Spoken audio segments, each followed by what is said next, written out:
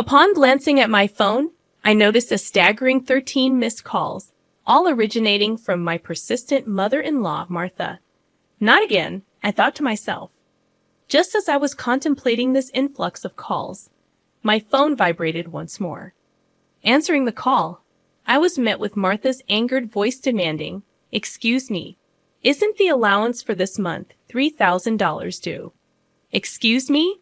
I responded, trying to keep my composure. "Send the allowance. This month's payment hasn't been deposited yet." Martha raged on, completely indifferent to my circumstances and solely fixated on her own desires. Fed up with her lack of consideration, even in challenging situations, I reluctantly resorted to my last option. Pulling myself together, I blurted out, "Your son has passed away, so I can no longer send the allowance. My name is Jennifer Smith, 32 years old. I'm a busy working woman at a major financial firm and also a housewife." Reflecting on my past, I reminisced about meeting my beloved husband Mark 2 years ago. We connected through our shared hobbies, and our relationship blossomed quickly. Despite encountering no major quarrels, a significant issue arose in the form of Martha, my mother-in-law. Mark's father had passed away a few years ago, leaving Martha as his sole family. The trouble began when I visited Martha's home to introduce myself before our wedding. Martha greeted me with a displeased expression, remarking, "So, you're Mark's fiancée, huh?" "Yes, my name is Jennifer Miller." To my astonishment, she continued, "You're a rather plain girl. I wonder what Mark sees in you." Uncertain if she was joking or being serious, I was left in shock. Mark, noticing my discomfort, confronted his mother. "Hey, Mom, what's with the sudden harsh words? How can you say such things to the person I chose?" Martha responded, "I'm just trying to choose a suitable woman for you." An argument unfolded between mother and son, leaving the air heavy with tension during my first meeting with Martha. I found myself unable to intervene, even though the atmosphere remained awkward. Eventually, we managed to convey our intention to marry. As we were leaving, Martha called out to Mark, sounding somewhat disgruntled. "Mark, can I have a word? You're going to keep that promise after you get married, right?" "What promise?" Mark inquired. "You know, about the allowance." "Ah, that. Yes, I'll be sure to take care of that." "Can we not discuss it here, please?" Mark replied. While leaving, the tension between my husband and his mother lingered, and the air was thick with discomfort. In the car on the way home, I brought up the conversation Mark had with his mom. "Hey, Mark, about the conversation you had with your mom as we were leaving." "Yeah, I should have told you about it, Jennifer. I heard something about an allowance. After my dad passed away, I've been sending money to my mom every month." "How much?" I asked. $2,000. $2,000. I couldn't help but raise my voice in surprise. Mark sighed deeply and explained, "Actually, my mom has a debt from a casino a long time ago. She's still paying it off, and because her health isn't great these days, she spends a lot of time at home. But she still needs money to live on, right?" "But $2,000? Isn't that a bit too much? If I try to lower the amount, she keeps calling me over and over. And no matter what, a mother is still a mother. I worry about her living alone," Mark reasoned. I understood that Mark was genuinely devoted to his mother. Since his father passed away, Martha had been the only family he had left. Regardless of her character, she was still his beloved mother. 2 months after our wedding, during my lunch break, I received a call from Martha on my smartphone. When I answered, she began to speak in a cheerful tone. "Jennifer, long time no see. Can we chat for a bit?" "Yes. What can I do for you?" I asked. "Well, I was hoping you could start sending me money," Martha said. I was taken aback and struggled to find words. However, Martha seemed excited to continue the conversation. "You mentioned before that you're working for a financial company, right? That means you have a good salary, doesn't it?" "Not exactly." "What, are you lying to avoid giving me money?" "That's not what I mean," I replied. "Then what is it?" "But Martha, you're still receiving financial support from Mark, aren't you?" I asked. In defiance, Martha responded, "So what?" Jennifer sternly stated what she felt Martha was not appreciating. Martha, receiving $2,000 in monthly support is a big deal, and yet you're asking for more. Really? You think so? If you were to send me an additional $1,000, I could avoid burdening Mark. What do you mean by that? I asked. Well, I have Mark as a guarantor for my debts. If I fail to make payments, the debt collectors will go after him. Do you understand? Martha explained. But aren't you using part of Mark's $2,000 to pay back the debt? I inquired. I'm short. I haven't told Mark, but I have a significant amount of debt, Martha confessed.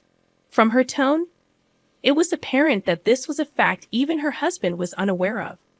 Having children in the future would increase our expenses. In addition to that, taking over Martha's debt was not an easy task. However, if Martha's payments fall behind and the debt falls onto Mark, the interest will likely have accumulated significantly by that time. If I refuse to send money, it would eventually become a problem for my husband as well. Thinking along those lines, I reluctantly agreed to Martha's proposal. All right, I'll start sending you money. Really? Good, Jennifer. I knew you would say that. The total, with Mark's contribution, will be $3,000. But this means you can pay off your debt, right? Yes, of course. I should be able to pay it all off in about a year. You promise, right? You'll make sure to pay off all your debts. I get it. So I'll be expecting it from this month onwards. Martha concluded the call abruptly. Physical exhaustion from work combined with this emotional burden only added to my stress. $1,000 a month, that's going to be rough. But it's also to prevent future problems for us. After all, if Martha can't make a living, it will upset Mark as well. That night, I promptly reported the matter to my husband. He told me I didn't have to do this, but I had already given my word to Martha, and it was a decision made for our future well-being. Mark expressed his gratitude and understanding, even as he maintained a sorry expression throughout. Time flew by, and 2 years have passed since then. The financial aid we thought would end in a year is still ongoing, and even now, we are transferring $3,000 every month to Martha. What's more, about 2 months ago, Mark fell ill and has been unable to go to work. He's on sick leave, so he's receiving disability benefits, but it's a mere pittance compared to his previous salary.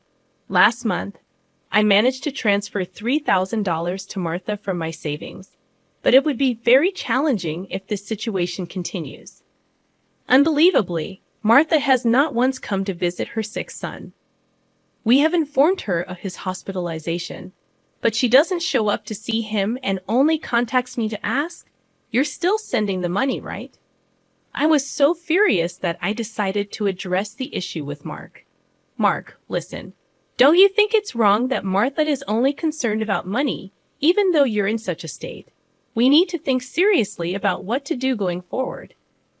Yeah, I've been thinking the same thing. I don't want to put more strain on you, Jennifer. This month, too, she's been bombarding me with calls and messages, asking if we've sent the money yet. Are you serious? How can she only think about money when her own son is sick? Mark expressed his anger towards his mother, his face slightly worn. Then, as if he had an idea, Mark exclaimed, "That's it," and wore a sly grin. "What is it, Mark?" "Well, this is our last resort. I've come up with something good. For your mom." "What?" I was curious but cautious. Mark suggested a plan that I could never have imagined. Although it could be called inappropriate, it seemed to be the only way to make Martha understand. A few weeks later, Mark was discharged from the hospital. Martha didn't reply to any of our messages, so we didn't inform her about Mark's discharge. In the last 2 weeks, Martha had been relentlessly demanding money, displaying no concern for her son's well-being. While Mark and I were enjoying a cup of tea, a message came in on my phone. Upon checking, I found 13 missed calls from Martha again. As I thought, my phone vibrated again. It was another call from Martha. "Hello, I answered and turned on the speaker microphone so that Mark could hear. Martha started shouting right away. Listen, where's the $3,000 for this month? Excuse me, that's right. The money for this month hasn't been transferred yet, I replied. Do you realize Mark is now? I don't care if he's in the hospital or whatever. It's none of my business. You're working at a good place, right? You must have plenty of savings. Hurry up and transfer it here, Martha shouted angrily. Eventually, she said something unbelievable. Listen, since you married Mark, if he can't pay, you have to pay me. Understand? If you refuse, I'll make you the guarantor. Got it? At that moment, something inside me snapped. She was displaying her desires openly without considering our situation at all. I had reached my breaking point with her. She didn't even try to reflect on her own actions. Now, I had no choice but to resort to the last resort. I firmly declared into my smartphone, Mark has passed away. I can't send you any more money. At these words, Martha blurted out in bafflement, what? Yes, this was the last resort that my husband suggested. Lie to Martha about Mark's death and observe her reaction. If she showed any sign of sadness, if she reflected on her behavior and apologized, we would continue to support her financially. But if she didn't reflect, if she demanded money, we would sever ties completely. Deep down, I knew it was time to confront Martha's blatant disregard for the well-being of her own family. I believed that even someone as money-driven as Martha would deeply reflect on her actions upon hearing that her own son had passed away.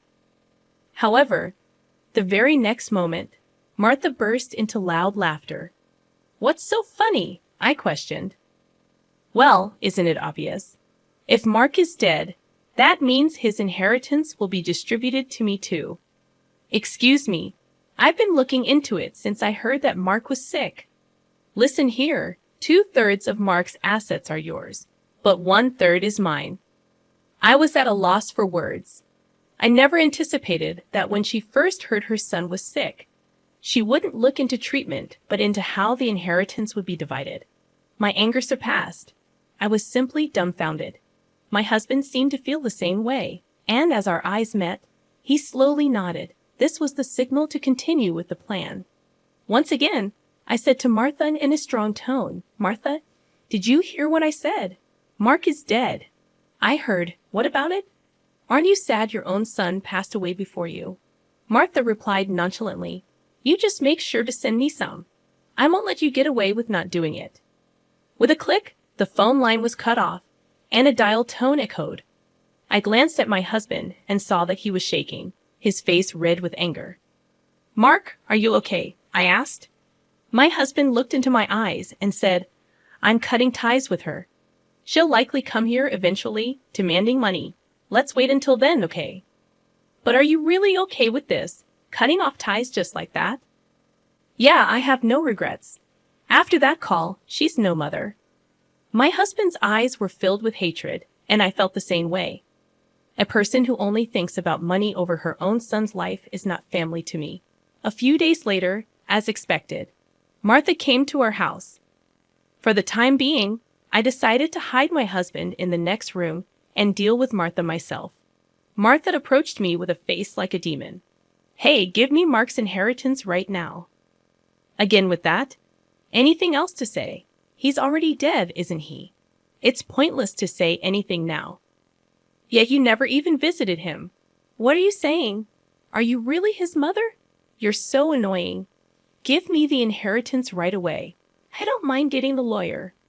Speaking more would be a waste of time. Just as I thought that, my husband emerged from the next room. Seeing him, Martha let out a startled gasp as if she had seen a ghost. Mark, why weren't you dead? Long time no see, Mom. Sorry, but the news about my death was a lie. A lie? How could you be so disrespectful? I wanted to confirm your true nature, Mom. I was curious about how you'd handle the allowance if your son died, but you turned out to be a gold digger, just as I suspected. I understood perfectly. What? How dare you call your mother a gold digger? Silence. I'm cutting ties with a toxic parent like you." My husband's angry shouts left Martha with her mouth agape. She couldn't come to terms with the fact that her own son was severing ties with her. "What does this mean, Mark?" she stammered. "It means exactly what I said. I can't consider someone like you as my mother. No way." "What about the allowance? Do you really think I would? You're on your own with the debts. We're moving. Wait, please. If you do that, what about my living expenses?" Teary-eyed and pleading, Martha reached out to my husband. He forcefully shook off her hand, looked at her coldly, and said, "I don't care about your living expenses. You have been living off us without even a single apology. I really understand your despicable nature now. Don't you dare show up in front of us again." "No, wait, Mark. Are you going to abandon your mother?" Ignoring her words, my husband grabbed Martha's arm and dragged her to the front door. He threw her shoes and bag outside and chased Martha out of the house. Martha made a fuss outside for a while but disappeared after a bit, perhaps unable to withstand the eyes of the neighbors. She tried contacting us multiple times, but we ignored all of her attempts. We set Martha's number to be automatically rejected, and we finished moving. Regarding the matter of co-signing for the debts, it became invalid since Martha had made Mark the co-signer without his consent, and therefore he was not responsible. Without the allowance from us, Martha seemed to be leading a miserable life. It's only natural, considering she had been using the allowance for her gambling habits instead of paying off her debts. She still had a mountain of debts and was chased by debt collectors every day. Unable to gamble anymore, she seems to be working from dawn to dusk. For the foreseeable future, it's unlikely that she will be able to pay off her debts completely. She will have to keep working until she is unable to move. This is entirely her own doing. As for us, we are spending fulfilling days in our new home. My husband's condition has stabilized, and he has returned to work. After some time, there's a new life growing in my belly. We're going to have an additional member in our family next year. From now on, we want to spend happy days as a family of 3.